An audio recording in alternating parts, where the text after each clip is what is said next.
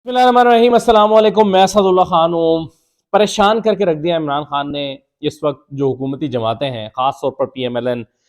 एक थरथल्ली मच गई है, दौड़ पड़ गई है। जरदारी साहब भागे फिर रहे हैं, शहबाज शरीफ साहब से मुलाकातें हो रही हैं, पीपल्स पार्टी का वफ्द हमजा शहबाज से मिल रहा है, अता तारड़ साहब आके मीडिया को ब्रीफिंगें दे रहे हैं, राना सनाउल्लाह जो है वो टीवी इंटरव्यूज़ में तरह तरह की स्टेटमेंट्स दे रहे हैं। और बुखलाहट का आलम यह है कि राना सनाउल्लाह की 24 घंटे के अंदर अंदर आपस में दी गई स्टेटमेंट्स मैच नहीं कर रही। समझ नहीं आ रहा कि सिचुएशन को कैसे हैंडल करें। अगर असम्बलियां टूट गई तो क्या होगा। और अब मेरा ख्याल है कि इस बौखलाहट और परेशानी को देखते हुए तो तहरीक इंसाफ को जरूर असम्बलियां तोड़ देनी चाहिए, क्योंकि उनको अंदाजा हो जाना चाहिए कि इस वक्त बहुत परेशानी का आलम है।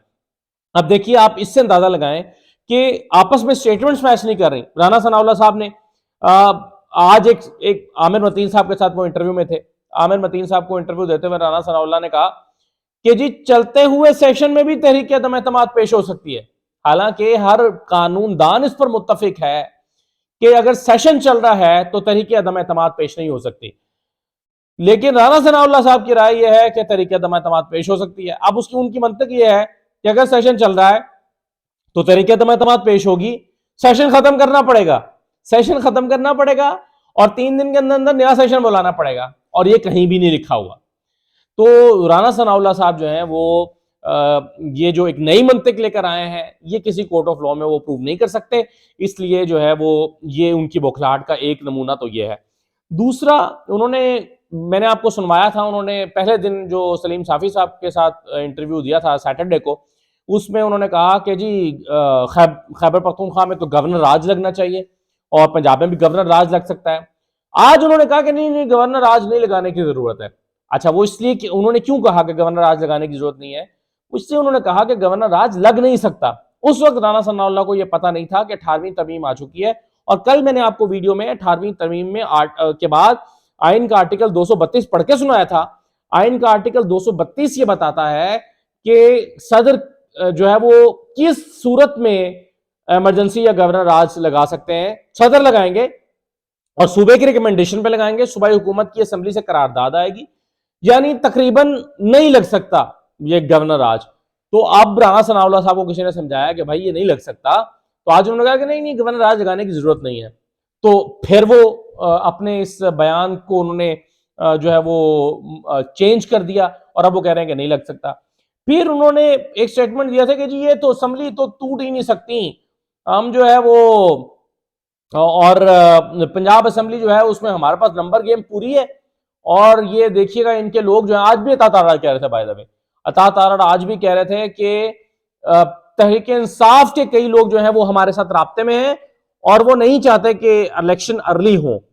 अच्छा, मतलब इस मौके पर वो जो पहले मुनहरिफ अरकान थे, भाई अगर इन्होंने जाना था तो उस वक्त क्यों नहीं चले गए। सवाल ये पैदा होता है ना, जब 17 जुलाई को इलेक्शन हुए और उससे पहले कई लोग मुनहरिफ हो गए तो इनको भी तो ऑफर्स थी, ये क्यों नहीं चले गए। ये भी चले जाते, ये उस वक्त तो नहीं गए तो अब क्यों जाएंगे। अतादार साहब कह रहे हैं कि हमसे राब्ते में और हमारे साथ मिलने के लिए तैयार है। और उस वक्त तो ज्यादा आसान था छोड़ना तहरीक इंसाफ को, क्योंकि पता नहीं था तहरीक इंसाफ को छोड़ के नुकसान भी होगा। लेकिन फिर नुकसान हुआ और 17 जुलाई को जो मुनहरिफ अरकान के साथ हुआ, उसके बाद कोई और मुनहरिफ आने का सोच सकता है, वो कोई अकल का अंधा ही सोच सकता है। लेकिन अता तारड़ साहब दावा कर रहे हैं कि जी हमारे साथ तो बंदे मौजूद हैं जो तहरीक इंसाफ के लोग हैं। तो वो वही हो सकते हैं जिन्होंने बस आखिरी मरतबा पैसे लेके जेब में डालने और दोबारा जिंदगी में कभी इलेक्शन नहीं लड़ना, या अगले 5 साल तो कम से कम इलेक्शन नहीं लड़ना और हल्का खो देना उन्होंने, वो वही हो सकते हैं। लेकिन मेरा ख्याल है ये नहीं है। तो अब राना सनाउल्लाह साहब पहले तो ये कह रहे थे कि जी हमारे पास बंदे पूरे हैं, एक दो की बस इधर उधर होनी है और हमने हुकूमत जो है वो चक लेनी है। लेकिन आज वो कह रहे हैं कि जी असेंबलियां अगर टूट भी जाती हैं तो इलेक्शन हो जाएंगे फौरी तौर पर, मतलब अगले 60 दिन में या 90 दिन में। तो अगर इलेक्शन होते हैं तो हम जो है वो बड़ी आसानी से पंजाब में हुकूमत बना लेंगे। अच्छा, अब इसमें फिर एक तजाद है। एक तजाद इसमें तजाद यह है कि एक तरफ वो कहते हैं कि जी हमें सिचुएशन को, नदीम मलिक साहब के साथ इंटरव्यू कर रहे थे राना सनाउल्लाह साहब, उसमें वो कह रहे थे कि देखें आज से 8 महीने पहले हम इलेक्शन ज़िमनी इलेक्शन जीत रहे थे, आज ये जीत रहे हैं, तो वजह ये थी कि उस वक्त लोग उनकी परफॉर्मेंस से नाखुश थे महंगाई की वजह से। आज हमारी महंगाई की वजह से लोग हमसे नाखुश हैं, तो इसमें इनका कोई कमाल नहीं है। हमारी ये पॉलिसीज या मजबूरियां जो हैं वो हमारे आड़े आ रही हैं। और उन्होंने कहा कि हमें सिचुएशन को टर्न अराउंड करने में 6-7 महीने या 5-6 महीने लगेंगे। अब वो कह रहे हैं कि अगर इलेक्शन होते हैं तो हम जीत जाएंगे। तो अगर आप इस सारे स्टेटमेंट्स को मिला के देखें और इसमें तजादात को देखें तो आपको अंदाजा होगा कि एक बड़ी बेचैनी, परेशानी और एक ऐसी बुखलाहट की कैफियत है जिसमें समझ नहीं आ रही कि क्या बयान दे रहे हैं। और वक्त जो है वो हाथ से गुजर रहा है और ऐसी जिसको कहते हैं कचीचियां चढ़ना, कि कचीचियां चढ़ रही हैं कि ये क्या कर रहे हैं कि असेंबली का सेशन उन्होंने होल्ड किया हुआ है और असेंबली का सेशन खत्म करे तो आम तरीके से एतमाद लेकर आए।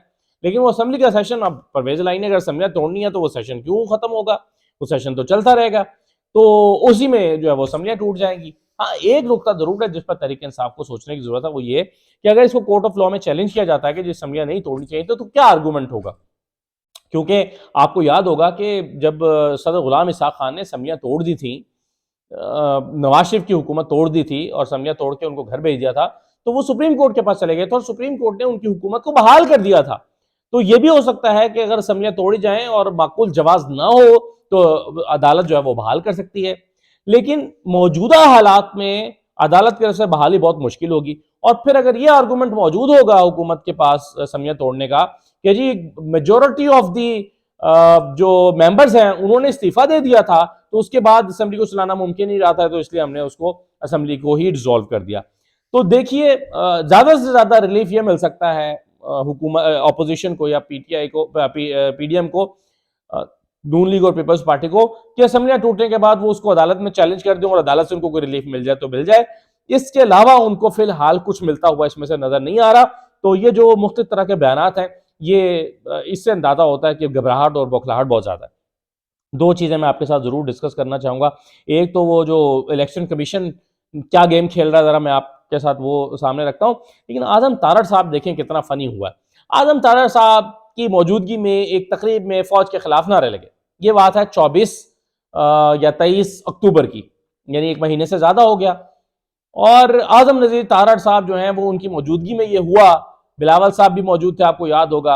और बिलावल साहब जो है उन्होंने भी कुछ कमजोर जुमले कहे, फिर वो कई दिन तक वजाहतें देते रहे। आजम नजीर तारड़ साहब पर इतना प्रेशर आया कि आपकी मौजूदगी में ये क्या हुआ है, तो आजम तारड़ साहब को इस्तीफा देना पड़ा। अब इस हुकूमत की इतनी औकात नहीं है कि आजम तारड़ से कहे कि नहीं नहीं आप काम जारी रखें, आप क्यों इस्तीफा दे रहे हैं।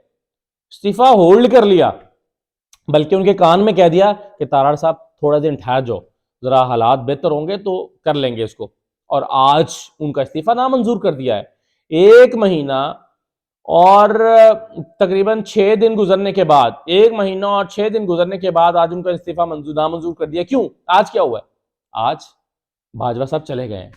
आज जनरल बाजवा जब चले गए हैं तो जो उनके ऊपर आजम तारड़ साहब पर इल्जाम था कि उन्होंने फौज के खिलाफ लगने वाले नारों की खामोश हिमायत कर दी है, तो आज उनको जो है वो दोबारा उनसे कहा कि जी आप अपना काम जारी रखें आजम तारड़ साहब, कोई मसला नहीं है, ये फौज के खिलाफ बयान देना कोई मसला नहीं। वो तो बाजवा साहब माइंड कर गए थे, तो इसलिए जरा 1 महीना आपसे माजरत चाहते हैं कि 1 महीना आपको जरा काम रोकना पड़ा, आप काम जारी रखें। तो आजम तारड़ साहब को 1 महीना और 6 दिन के बाद उनका इस्तीफा नामंजूर कर दिया है। भाई उस वक्त नामंजूर करते, तप्पड़ दिखाते ना, इतनी जुर्रत दिखाते और कहते कि जी हम नामंजूर करते हैं आपका इस्तीफा, आप काम जारी रखें, आप इस्तीफा क्यों दे रहे हैं। लेकिन नहीं, तो आज जो है वो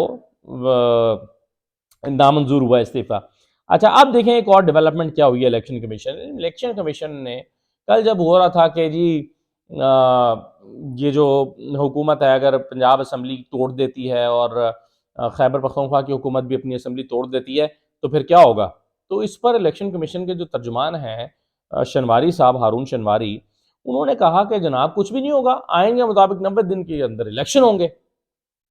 अब ये जो उनका बयान है, ये स्टेटमेंट है, ये ऐन आइन के मुताबिक है, लेकिन उनको इस जुर्म की पादाश में कि आपने ये क्यों कहा कि इस्तीफा हो जाएगा, उनको अपने ओहदे से हाथ धोना पड़े। उनको तर्जमानी से हटाया गया, इलेक्शन कमीशन से निकाल दिया और कहा जाओ कैबिनेट विंग में जाके जो है वो रिपोर्ट करो। सवाल ये पैदा होता है कि ये बात किसको नागवार गुजरी? जाहिर है हुकूमत को नागवार गुजरी, ये हुकूमत के मुफाद में नहीं है। तो हुकूमत का इलेक्शन कमीशन के ऊपर इतना असर और रसूख है कि उन्होंने एक बंदे को ओहदे से हटवा दिया और फिर आप कहते हैं कि नहीं इलेक्शन कमीशन तो इंडिपेंडेंट इदारा है। और फिर अगर इलेक्शन कमीशन ने खुद हटाया है हुकूमत के कहे बगैर, तो फिर इलेक्शन कमीशन जवाब दे कि भाई उनकी कौन सी बात गलत थी। उन्होंने क्या आईनी तौर पे गलत कहा है? क्या गलती की उन्होंने? वो यही कह रहे हैं ना कि जो आइन के मुताबिक 90 दिन के अंदर इलेक्शन हो जाएंगे। तो क्या गलत कहा उन्होंने? जब उन्होंने कुछ गलत नहीं कहा तो उनको क्यों हटाया गया? और अगर उनको हटाया गया है इसके बावजूद, इसका मतलब यह है कि इलेक्शन कमीशन ये समझता है कि नहीं, जरूरी नहीं है कि इलेक्शन ही हो, कुछ और ऑप्शन भी हो सकता है। अब वो क्या ऑप्शन हो सकता है?